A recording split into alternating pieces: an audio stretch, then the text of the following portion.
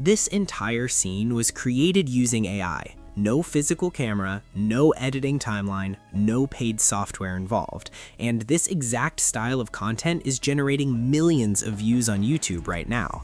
Take a look at this channel. Most people assume these channels succeed because of the tools they use. They're wrong. Tools don't make content go viral, the system does. This isn't about creativity, it's about engineering. Once you understand the framework, you can replicate this whenever you want. In the next few minutes, I'll walk you through the exact idea system they rely on. No theory, no hype, just the real process. There are 4 moving components in this system. Each one handles a single task. Nothing overlaps and nothing fails. It starts with idea selection, moves into scene structure, continues with prompt engineering, and ends with thumbnail creation. Now copy the first prompt from the Google document. If you want access to that document, simply like, subscribe, and comment document, and I'll send it to you directly. Open ChatGPT, paste in the first prompt.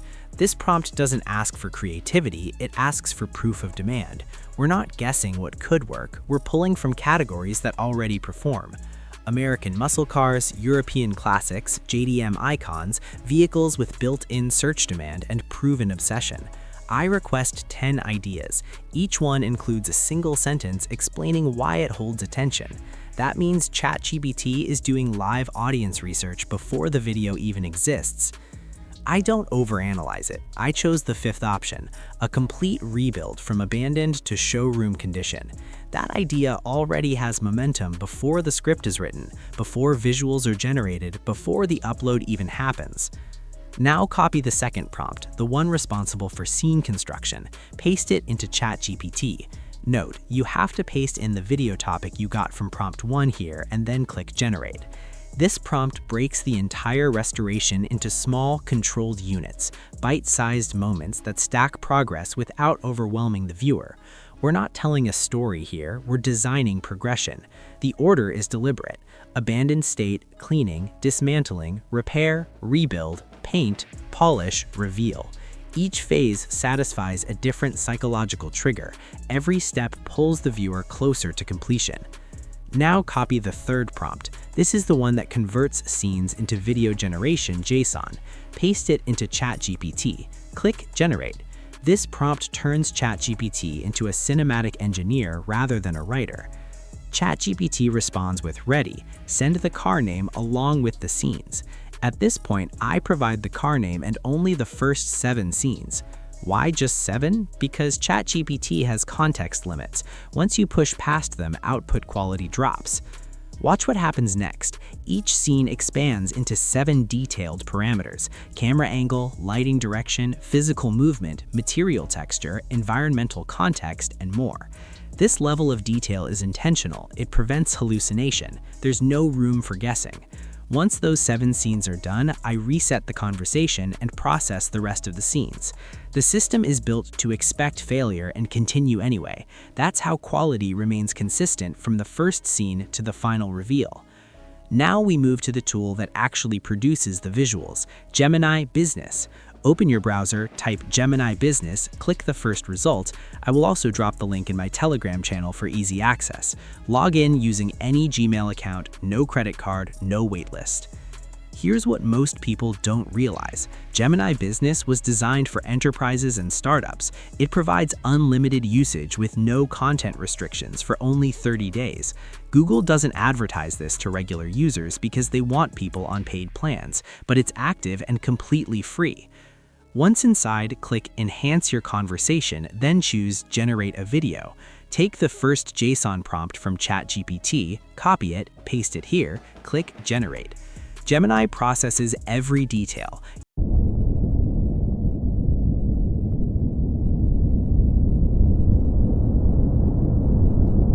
Camera movement speed, rust particle behavior, hand motion accuracy, lighting fall-off.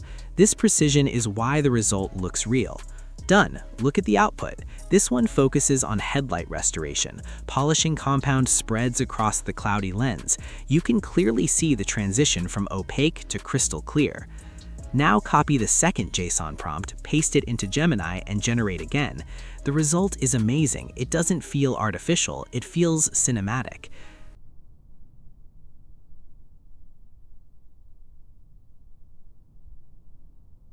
Now move to the third scene. Paste the next JSON prompt. Generate.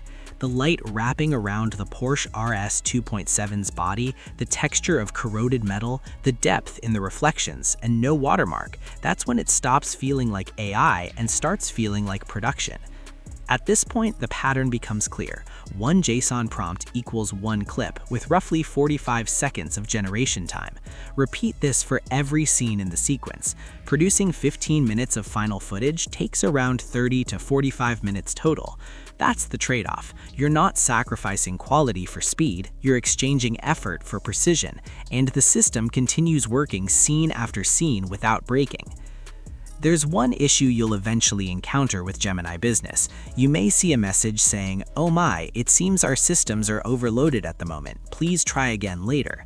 Don't panic. That message doesn't mean the tool is failing, it means demand is high. Just keep clicking regenerate again and again. Eventually, the video begins rendering. This isn't an error, it's a signal. Once the system finds an open slot, your render goes through and everything continues normally. This is part of using enterprise-level tools that aren't consumer throttled. Stay patient, stay consistent. The system still works as long as you keep it moving. Now comes editing and assembly. Open CapCut, import all generated clips, and arrange them sequentially. Scene 1, Scene 2, Scene 3, directly on the timeline. There's no need to worry about watermarks, there aren't any. Review each clip and clean it up. Remove anything unnecessary. Trim moments that slow progression. The objective is constant forward momentum. Add transitions that enhance motion, zoom-ins, zoom-outs, subtle movement effects. Apply filters or lighting only if they improve clarity, not distraction. Every edit should make the transformation feel smoother and more rewarding. Here's a pro tip most creators miss. Almost no one adds voiceover to these videos. If you do, your content instantly becomes more distinct and recognizable.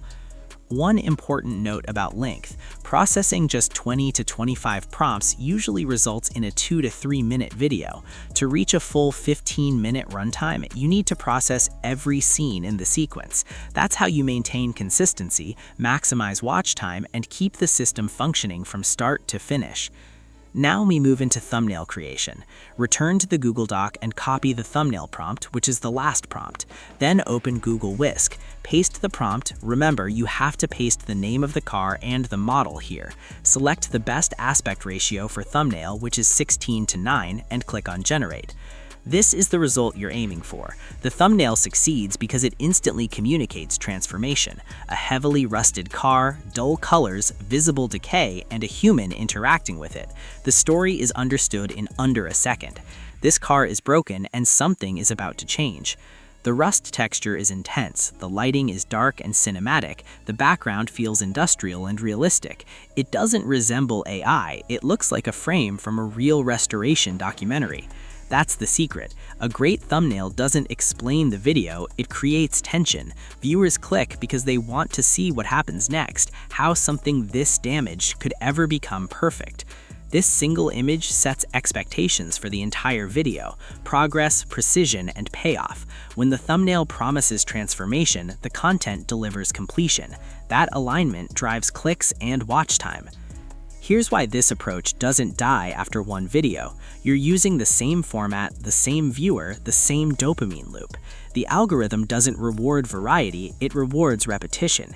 Your second video gets recommended to viewers who watched the first. Your third gets shown to viewers who watched the second. By the time you reach video 10, you're no longer being tested, you're being trusted. That's why faceless restoration channels don't grow slowly, they scale. They're the result of a system that rewards repetition, completion, and predictable viewer behavior. Once you understand this, you stop chasing virality, you start building inevitability. This isn't about AI and it isn't about prompts. It's about creating something that works even when execution isn't perfect. The prompts are in the Telegram channel. The tool is free. The system is proven. Your only responsibility now is execution. Upload your first video this week.